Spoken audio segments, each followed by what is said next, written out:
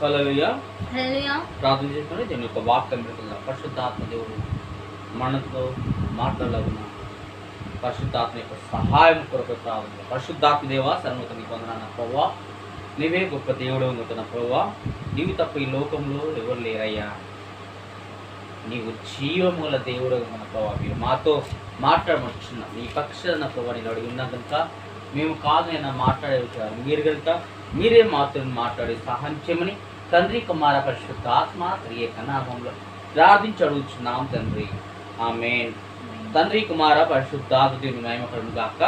దేవుని యొక్క నామమును మహిమ కలుగును గాక. హల్లెలూయా. ప్రియమైన కుమార కుమార్తె పరిశుద్ధాత్మ దేవుడు మనతో మాట్లాడడానికి సిద్ధంగా ఉన్నాడు.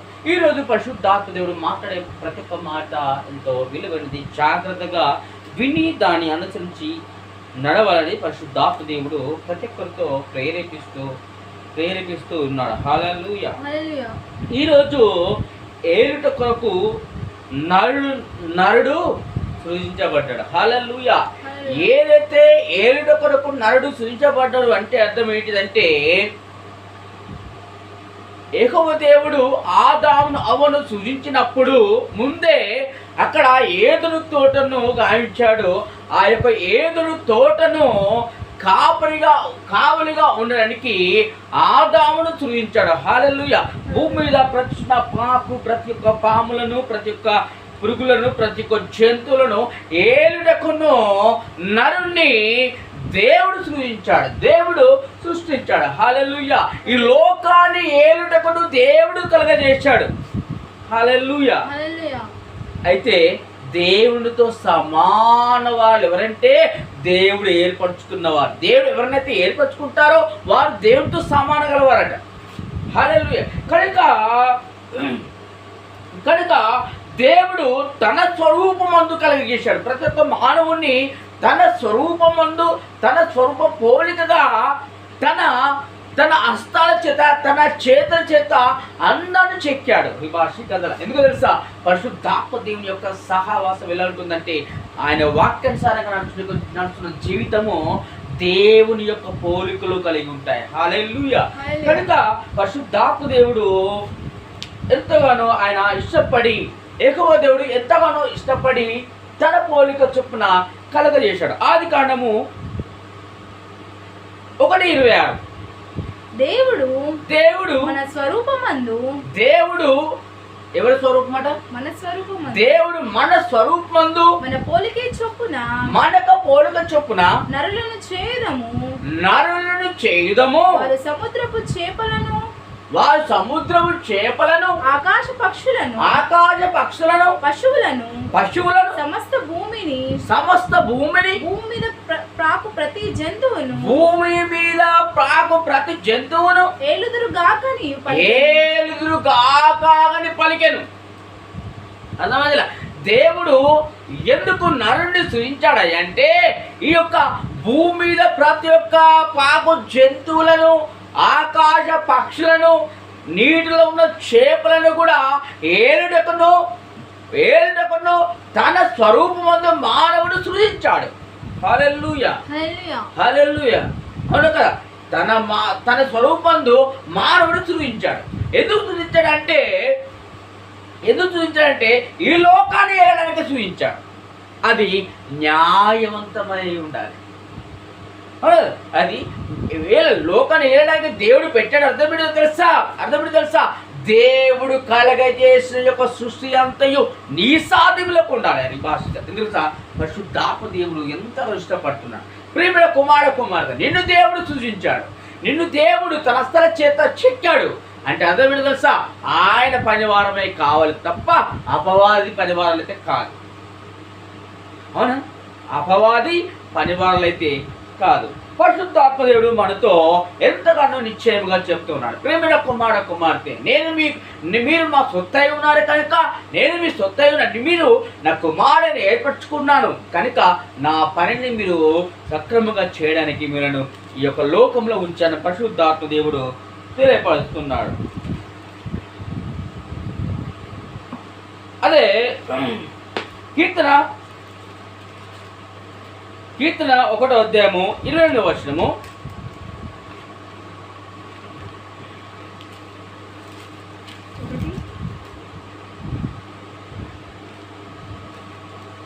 ఆదికాండము 1:28.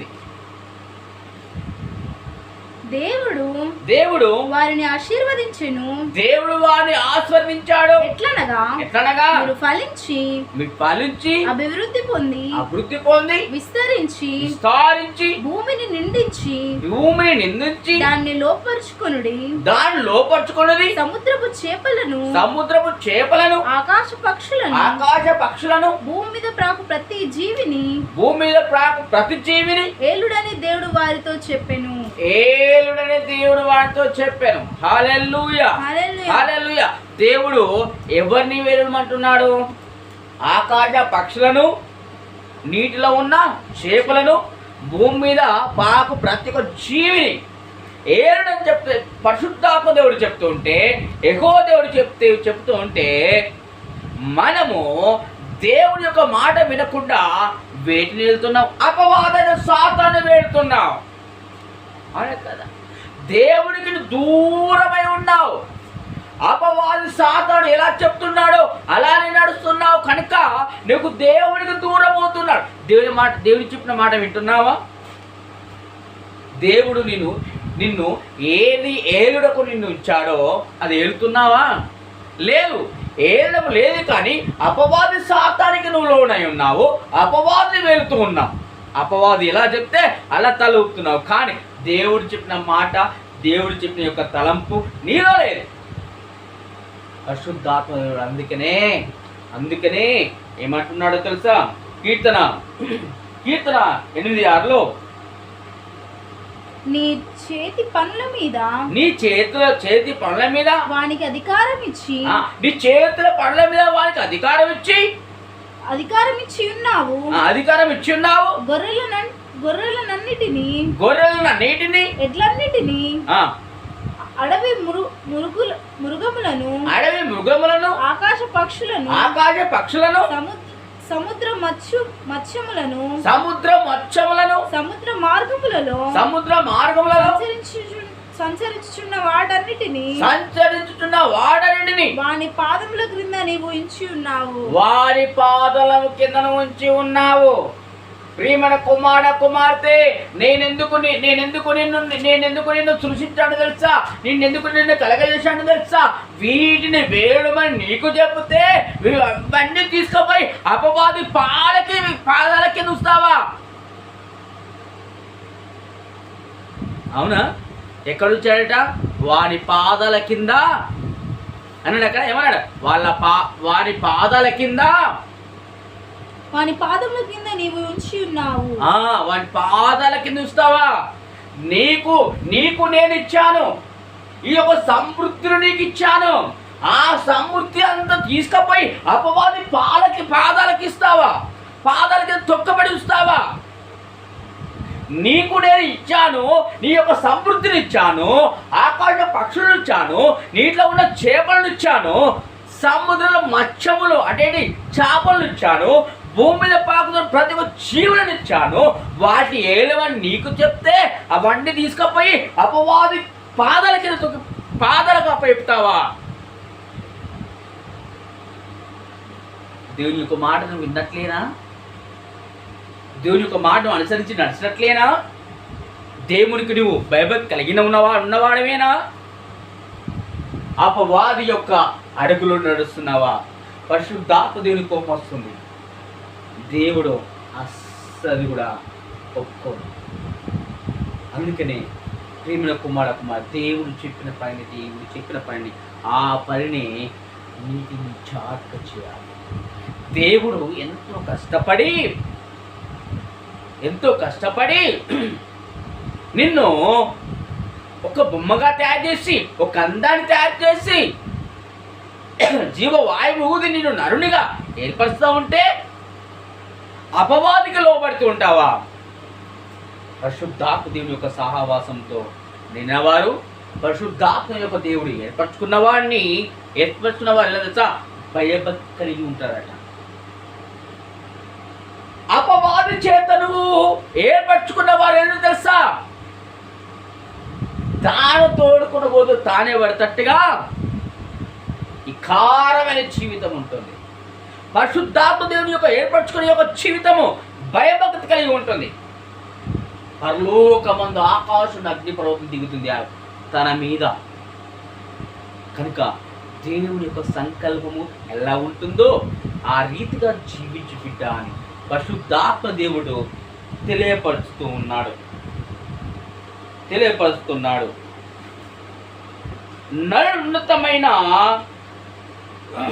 నరుని ఉన్నతమైన స్థానములో పరిశుద్ధాత్మ దేవుడు ఉంచడానికి సిద్ధంగా ఉన్నాడు. అదే కీర్తన 11:115-16 ఆకాశములు యెహోవా వశము, భూమిని ఆయన నరులకిచ్చి ఉన్నాడు. ఆకాశం ఎవరిది? ఆకాశము యెహోవా దేవుంది, భూమి మట్టికు ఆయన నరులకిచ్చి ఉన్నాడు. ఆయన చేత చెక్కబడ్డ నరులకు ఇచ్చాడు. అవును కదా. మృతులను మౌన స్థితిలోనికి దిగిపోవారును,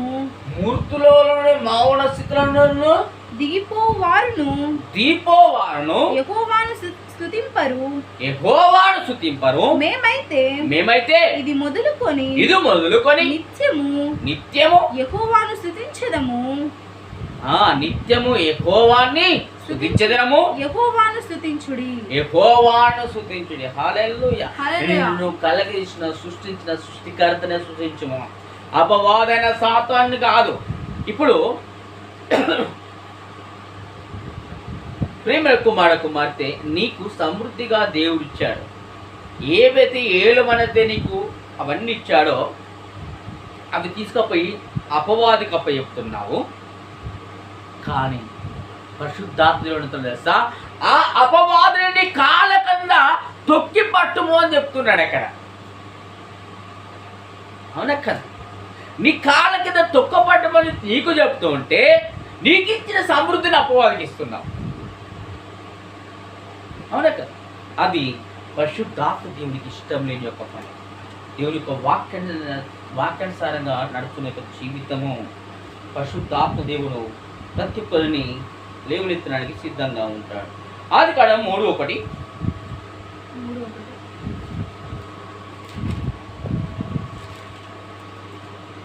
ఆదికాండము 2:19.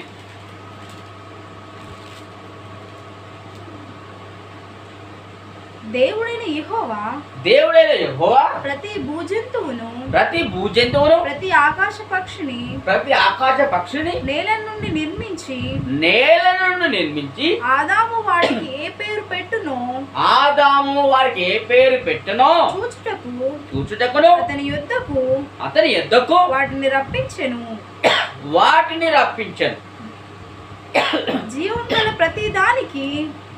గల ప్రతి దానికి ఆదాము ఏ పేరు పెట్టునో ఆ పేరు దానికి కలిగెను. ఆదాము ఏ పేరైతే పెట్టాడో ఆ పేరు కలిగింది. హల్లెలూయా. ఇక్కడ భూజంతువులను ఆకాశ పక్షులను ఆదాము దగ్గరికి పిలిపించాడు. ఆదాము దగ్గరికి ఎందుకు పిలిపించాడో తెలుసా? ఆదాము దగ్గరికి పిలిపించిన తర్వాత ఆదాముకు యెహోవా చెప్పాడు, ఆదామా, నీవు వీటికి ఏ పేరైతే పెట్టుతున్నా నువ్వు నీ నోటి నుండి ఆ పేరు పెట్టము. ఏ పేరైతే పెడుతున్నావో ఆ పేరు గల ఆ యొక్క జంతువు కానీ పక్షి కానీ ఉండబోతుందని చెప్పాడు. ఎందుకో తెలుసా? మరి ఆదామును సృజించింది వాటిని వెళ్ళడానికే కదా. అవునా కదా, వాటిని వెళ్ళడానికి కదా. వాటిని వెళ్ళడానికే కనుక వాటి పేరు ఉండాలి, ఆ పేరుతో పిలవాలి. ఆ పేరు దేనైతే పేరు పెట్టి పిలుస్తున్నావు అవి దగ్గరికి వస్తాయి. అవును కదా. తల్లి గర్భములో జన్మించక మునిపే మనల్ని పేరు కలగజేశాడు. ఏందో తెలుసా? నరుడు అని, పురుషుడు అని, స్త్రీ అని. అవునా కదా. ఇక్కడ అవ్వను కూడా యెహోవా దేవుడే కలిగజేశాడు. అవునా కదా. ఆదాము యొక్క పక్క ఎముకల నుంచి ఎముక తీసి అవ్వకు పెట్టినప్పుడు అక్కడ ఏమన్నాడు తెలుసా? నరులో నుంచి తీయబడిన ఎముకకు నా పెట్టము కనుక, నరు నుంచి తీయబడినది కనుక ఇది నారీ అన్నాడు. అక్కడ నారీ అంటే స్త్రీనే కదా, స్త్రీనే కదా. కనుక ఇంకో విషయం ఏంటి తెలుసా? ఆదామును కూడా మట్టితో చేశాడు, అవును కదా? ఆదామును కూడా మట్టితో తయారు చేశాడు, భూ జంతువులు కూడా మట్టితో కలగజేశాడు, ఆకాశ పక్షులు కూడా మట్టితో చేశాడు. ఆయన మహిమ ఇలా అలా మహిమతో ఆ యొక్క దుబ్బడు లేచిపోయినాడు ఒక్కొక్క పక్షికి, ఒక జంతువు. అది ఒక సృష్టి అంటే, అది ఒక మహిమ అంటే. వాటిని ఏడుటకు ఆదామును కలిగేశాడు, అవునా కదా? ఏదైనా యొక్క వాడములో ప్రతి ఒక్క పండ్ల వృక్షాలు ఉన్నాయి. అవి కూడా భూమి నుంచి పుట్టినవే, ఆకాశం నుంచి విడిపెట్టాయి కాదు, గాల్లో వచ్చినాయి కాదు. ఆయన మహిమ చేత భూమి నుంచి పుట్టినవే. వాటిని ఏడు కూడా ఆదామునే ముందు పెట్టాడు. దేవుడి యొక్క సంకల్పము ఎవరికైతే ఇష్టం ఉంటాడో, దేవుని ఎందుకు భయభక్తుల యొక్క జీవితము ఎలా ఉంటుందంటే, ఓ దేవుడు నన్ను ఉంచాడు, ఎందుకంటే వీటిని ఏలుడకు ఉంచాడు, ఎందుకని వీలుతానన్న యొక్క విశ్వాసంతో దేవుడు నాతో మాట్లాడుతున్నాడు. విశ్వాసంతో అనుమైనప్పుడు పరిశుద్ధాత్మ దేవుని యొక్క సహవాసము. ఆదికాండము 3:1.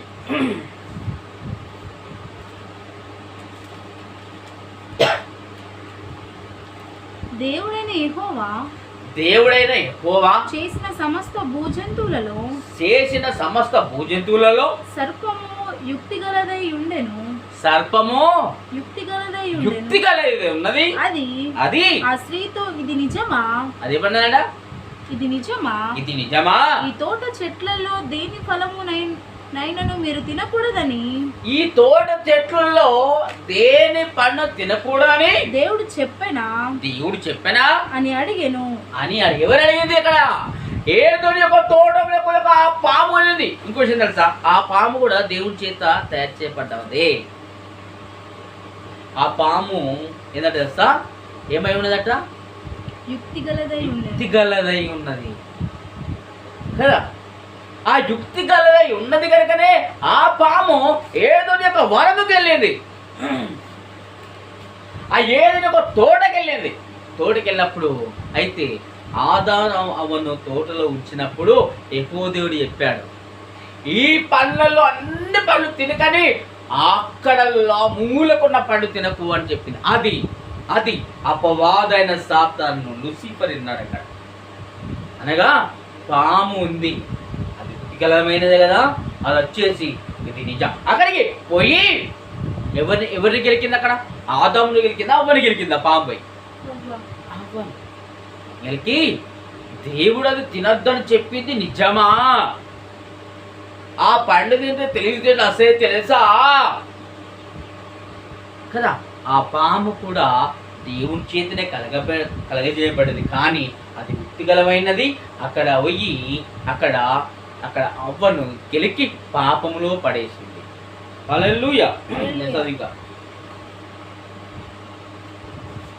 అందుకు స్త్రీ ఈ తోట చెట్ల ఫలములను మేము తినవచ్చును, ఈ తోట చెట్ల పళ్ళు తినవచ్చును, అయితే తోట మధ్య ఉన్న చెట్టు ఫలములను గూర్చి తోట మధ్యలో ఉన్న చెట్టు పండ్ల గూర్చి దేవుడు మీరు చావకుండునట్లు వాటిని తినకూడదని, వాటిని ముట్టకూడదని. ఆ పండు తింటే మీరు చచ్చిపోతారు కనుక ఆ పండు మీరు చావకుండా ఉండాలంటే ఆ పండు తినద్దు అని ఇక్కడ ఆదాముకు యెహోవా చెప్పాడట. అది ఆ మాట ఎవరు చెప్పాడు? అక్కడ అవ్వ ఆ పాముకు చెప్తుందా లేదా? ఉండదు. అయితే ఆ పాము ఏమంటుంది? సరిపోడు కాదు, ఆ పండు తింటే మీకు తెలివితేటలు వస్తాయి, మీరు దేవుడి కంటే గొప్పవారైతారని చెప్తుంది పాము.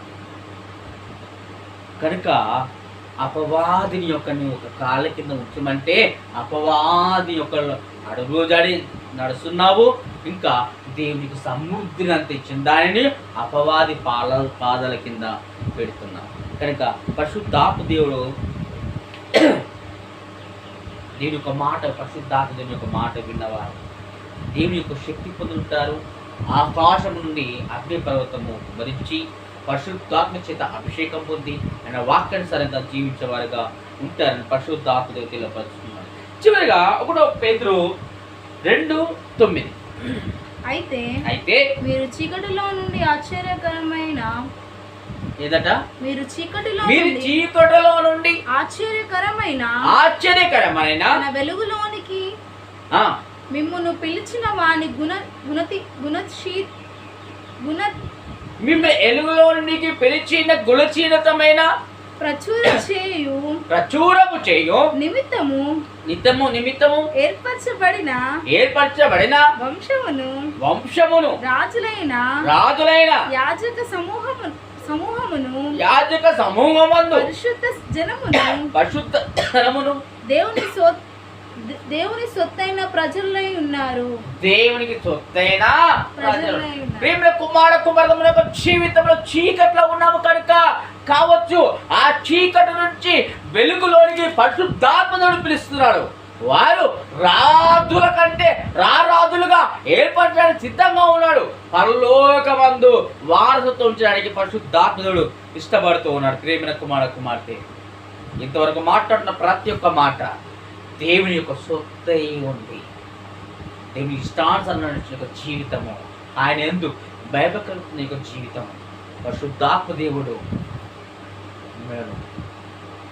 ఆ యొక్క శక్తి, పరిశుద్ధాత్మ శక్తిని ఇచ్చును గాక. ప్రార్థించి పరిశుద్ధాత్మ దేవ సర్వోన్నతునికి మన ప్రభువా, నీవే గొప్ప దేవుడు కనుక నాయన, నీవంటూ ఈ లోకంలో ఎవరు లేరయ్యా. అవునైనా మాకిచ్చిన అధికారమును నా ప్రభువా ఇదే సహంచమర్చుదాం అయ్యా. ఏదైతే ఏలుటకు నా ప్రభావం తెలియజేశావో నైనా నీ యొక్క వాక్యానుసారంగా జీవించే కృపను సహంచమని తండ్రి కుమార పరిశుద్ధాత్మ త్రియేక నామంలో ప్రార్థించి అడుగుచున్నాం తండ్రి. ఆమేన్.